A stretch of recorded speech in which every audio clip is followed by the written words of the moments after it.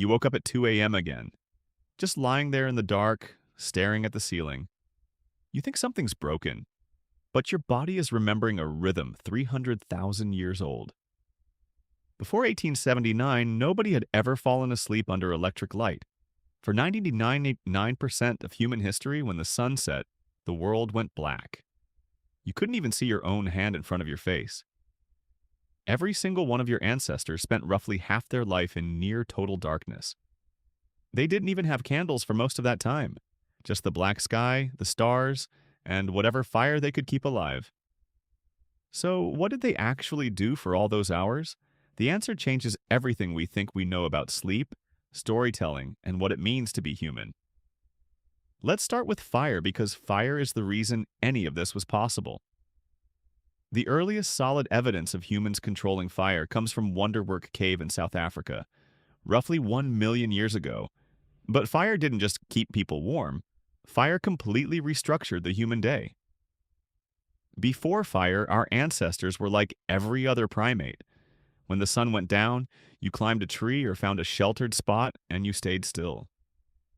Moving at night meant becoming food. Our eyes are terrible in the dark compared to the predators that hunted us. Leopards, hyenas, wolves, all of them could see just fine. Fire changed that equation overnight, literally. A campfire creates a circle of safety roughly 30 ft in diameter. Inside that circle, predators won't come. Outside that circle, you die. This is not an exaggeration. Anthropologists studying modern hunter-gatherer groups have documented that people who wander away from the fire at night are significantly more likely to be killed by predators, even today. But here's what's fascinating. Fire didn't just protect humans at night, it gave them something they'd never had before: extra hours.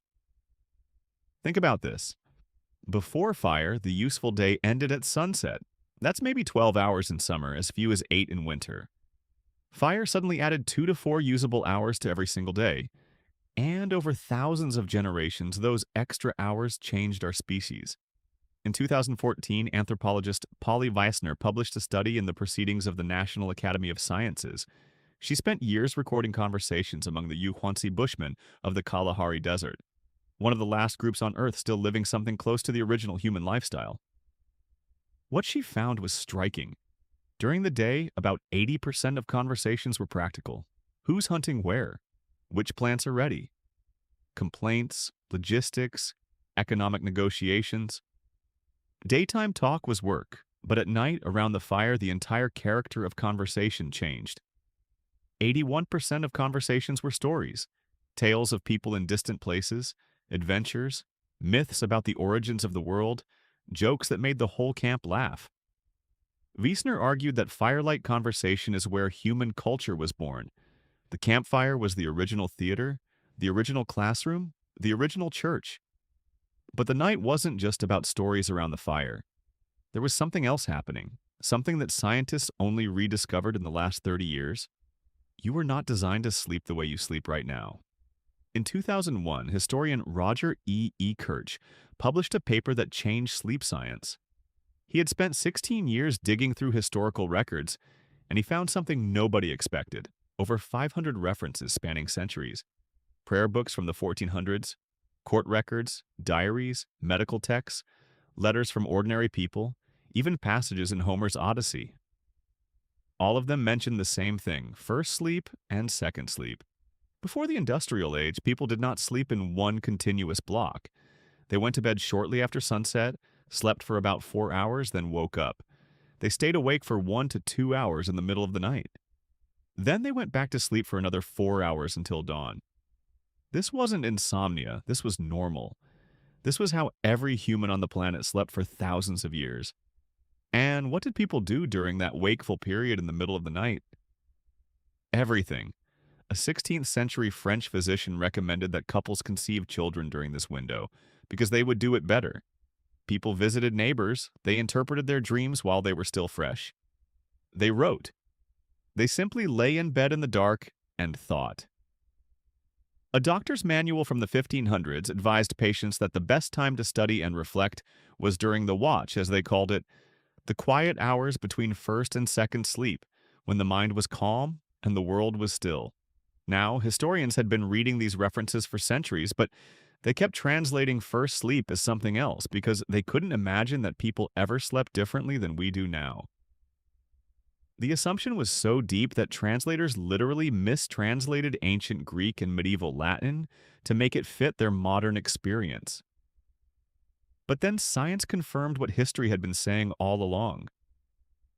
In 1992, psychiatrist Thomas Weir at the National Institute of Mental Health ran an experiment. He took a group of volunteers and removed all artificial light from their lives. For 1 month, they experienced 14 hours of darkness every night, just like our ancestors would have before fire extended the evening. Within weeks, every single participant settled into the same pattern. 4 hours of sleep, 1 to 3 hours of quiet wakefulness, then 4 more hours of sleep. Nobody told them to do this. Nobody suggested it. Their bodies just did it, as if some ancient program had been waiting inside them the whole time, buried under centuries of artificial light. Ver measured their hormone levels during the wakeful period and found something remarkable. The participants were in a state unlike any normal waking state. Their brains were producing elevated levels of prolactin, the same hormone released during meditation and after orgasm. They described feeling peaceful, reflective, almost meditative. It wasn't just a gap in sleep, it was its own distinct state of consciousness, one that most modern humans have never experienced. So, what killed it? The answer is simpler than you'd think: light. In 1879, Thomas Edison commercialized the electric light bulb, and within a generation, the night as humans had known it for 300,000 years was gone. Here's something most people don't know. The word curfew comes from the French couvre-feu. It literally means cover fire. In medieval towns, a bell would ring at night, signaling everyone to extinguish their fires because night was supposed to be dark. Night was when you slept. Night was when you were vulnerable. Walking outside after dark without a lantern was literally illegal in most medieval European cities. Night belonged to criminals and the supernatural. People feared it in a way that's almost impossible for us to understand today. And then we conquered it. We flooded it with light and we thought that was progress. But here's what we lost. Modern humans are exposed to artificial light an average of 7 to 8 hours after sunset. This light, especially the blue light from screens, suppresses your body's production of melatonin, the hormone that regulates sleep. Your body doesn't know the difference between a light bulb and the sun. When light hits your retina at 11 p.m., your brain interprets it as daytime. It delays melatonin release. It fragments your sleep. It disrupts the circadian rhythm that evolved over millions of years. Researchers have found that people who go camping for just 1 week with no artificial light at all have their melatonin cycles reset by nearly 2 hours. Their bodies start producing melatonin at sunset instead of hours after it. That's all it takes for 300,000 years of programming to reassert itself. We didn't just change when we sleep. We eliminated an entire phase of human consciousness. That quiet, reflective state between first and second sleep, the state that Ver's subjects described as peaceful and meditative, doesn't exist anymore for most people. Instead, we have insomnia and we treat it like a disorder. But what if it's not a disorder at all? What if waking up at 2 a.m. and lying there in the dark isn't your body malfunctioning? What if it's your body remembering what it was built to do? For 300,000 years, your ancestors spent their nights in a rhythm that modern science is only beginning to understand.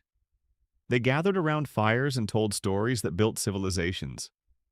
They slept in 2 phases with a window of quiet reflection in between. They lived in darkness so complete that the Milky Way wasn't something you had to drive to a national park to see. It was just the sky. And every night when they woke in the dark between first and second sleep, they lay there in silence and thought about their lives, their dreams, and the world they would wake up to in the morning. We traded all of that for a light switch, and most of us never even knew it was gone. Tonight, try something. Turn off every light an hour early. Sit in the dark. See what your body remembers.